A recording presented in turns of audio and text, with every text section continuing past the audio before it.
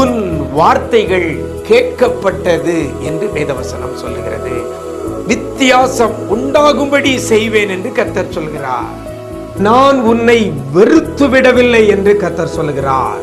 இன்றைக்கு கர்த்தர் நமக்கு தருகிற ஒரு வார்த்தை வார்த்தை வார்த்தை அவர்களை வழி நடத்துவே வழி நடத்துவே வழி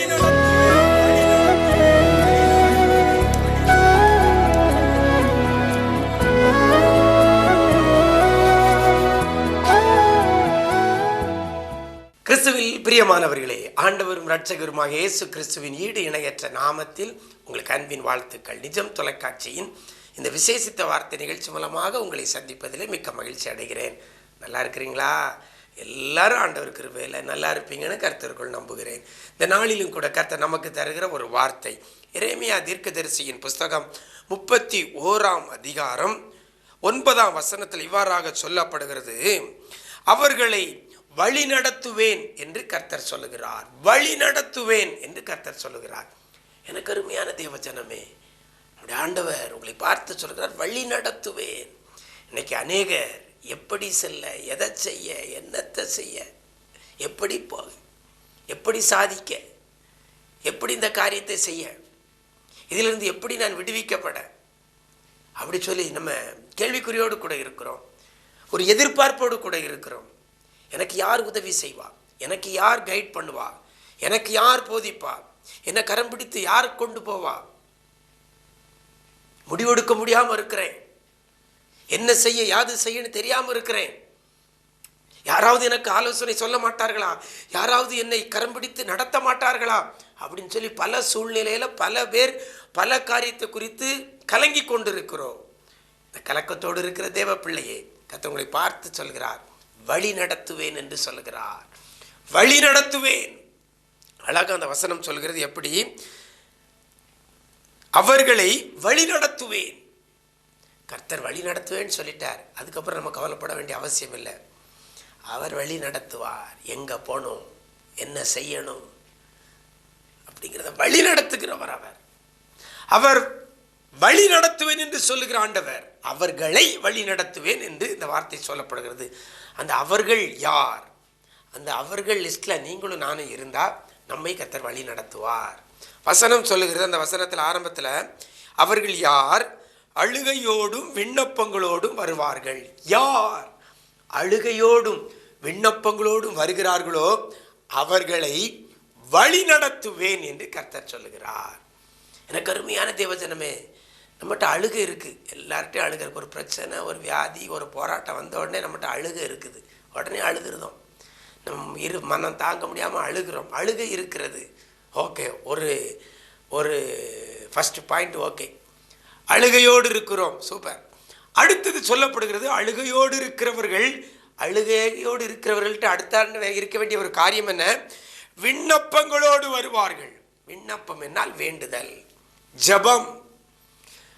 அழுகிற தேவ பிள்ளையே, வழி நடத்தப்பட முடியாத ஒரு சூழ்நிலையில, அடுத்த லெவலுக்கு செல்ல முடியாத ஒரு சூழ்நிலையில அழுது கொண்டிருக்கிற தேவ பிள்ளையே, அழுது கொண்டிருக்கிற நீங்க கர்த்தரிடத்துல விண்ணப்பம் வைக்கிறீங்களா? கர்த்தரை நோக்கி ஜெபிக்கிற பிள்ளையாக இருக்கிறீங்களா?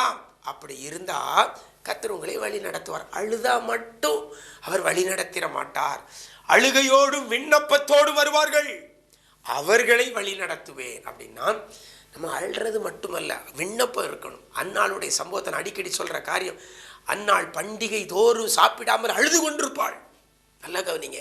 அது அந்த வசனம் 1 சாமுவேல் 1 அதிகாரத்தில் அழகா நீங்க வாசிச்சு பாருங்க. வருஷந்தோறும் ஒவ்வொரு வருஷம் பண்டிகையில் ரெகுலரா இதான் நடக்கும். அழுதுகிட்டு இருப்பா சாப்பிடாம. அழுகையோடு வருகிறவர்களை வழி நடத்துவேன் என்று சொல்லல, அழுகையோடும் விண்ணப்பத்தோடு வருகிறவர்கள். ஆனால் இந்த ஆண்டு மட்டுமே, இந்த வருஷ பண்டிகையில் மட்டுமே அழுது கொண்டிருந்த அன்னாள், சாப்பிடாமல் அழுது கொண்டிருந்த அன்னாள் தேவாலயத்தில் போய் விண்ணப்பம் பண்ணுகிறாள். பார்த்தீங்களா? கர்த்தர் வழி நடத்தினார். அடுத்த பண்டிகைக்கு முன்னால கர்த்தர் ஒரு ஆண் குழந்தையை கொடுக்கிறதை பார்க்கிறோம். சில நாட்களுக்குள்ளாக அன்னாள் கர்ப்பவதியானாள் என்று அந்த 1 சாமுவேல் 1 அதிகாரத்தில் சொல்லப்படுகிறது. எனக்கு அருமையான தேவஜனமே, நீங்கள் அழுகையோடும் விண்ணப்பத்தோடும் கர்த்தரிடத்தில் வருவீர்களேயானால் அவர் உங்களை வழி நடத்துவார். அவர் உங்களை வழி நடத்துவார். அவர் உங்களை வழி நடத்துவார். கவலைப்படாதுங்க. அழுகிற தேவ பிள்ளையே, கர்த்தரிடத்தில் வேண்டுதலை வைங்க, விண்ணப்பத்தை கர்த்தரிடத்தில் வைங்க. தாவீது சிக்லாவுக்கு வரும்போது அழுகிறதற்கு பலன் இல்லாமல் போக மட்டும் அழுதான். அழுதுகிட்டே இருக்கல. அடுத்தது அவன் செய்த காரியம் என்ன? இருதயத்தை திடப்படுத்தி கொண்டு கர்த்தரிடத்தில் வேண்டுதல் பண்றான். அந்த தண்டை பின்தொடரவா, பிடிப்பேனா அப்படின்னு சொல்லி வேண்டுதல் வைக்கிறான், விண்ணப்பம் வைக்கிறான், கேட்கிறான். அழுகையோடும் விண்ணப்பத்தோடு வருகிறவர்களை கர்த்தர் வழி நடத்துவார். எனக்கு அருமையான தேவஜனமே, இந்த சம்பவம், இந்த வார்த்தையில இருந்து உங்களை நீங்க மாற்றிக்கொள்ளுங்க. அழுது கொண்டே மட்டும் இருக்காதபடி, அழுது கொண்டிருக்கிற பிள்ளைகள் கர்த்தரிடத்தில் விண்ணப்பம் பண்ணுகிற பிள்ளைகளாகவும் மாறுங்கள். கர்த்தரை நோக்கி ஜெபிக்கிற பிள்ளைகளாகவும் மாறுவீர்கள் என்றால் கர்த்தர் உங்களை வழி நடத்துவார். அவர் வழி நடத்தினா அதில் எந்த ஒரு தடையும் இருக்காது, எந்த ஒரு ஆபத்து இருக்காது. இலக்கை அடையலாம். கர்த்தர் அப்படிப்பட்ட கிருபையை தருவாராக. நாம் ஜெபிக்கலாமா?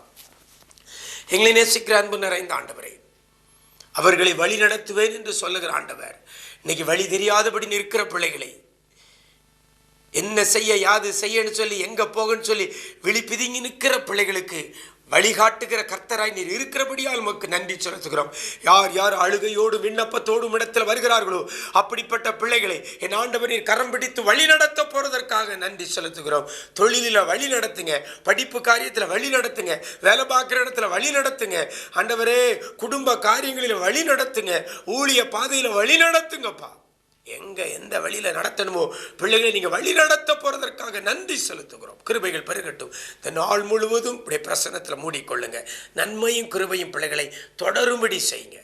பிள்ளைகள் தூக்கமெல்லாம் சந்தோஷமாய் மாற பண்ணுங்க. இதிலும் பெரிதானவைகளை காண செய்யும்படியாய் ஜெபிக்கிறோம். மீட்பர் இயேசுவின் மூலம் ஜெபிக்கிறோம் நல்ல பிதாவே, ஆமென், ஆமென். பிரியமானவர்களே, அழுகையோடும் விண்ணப்பத்தோடும் கர்த்தரிடத்துல வாங்க, அவர் உங்களை வழி நடத்துவார். God bless you.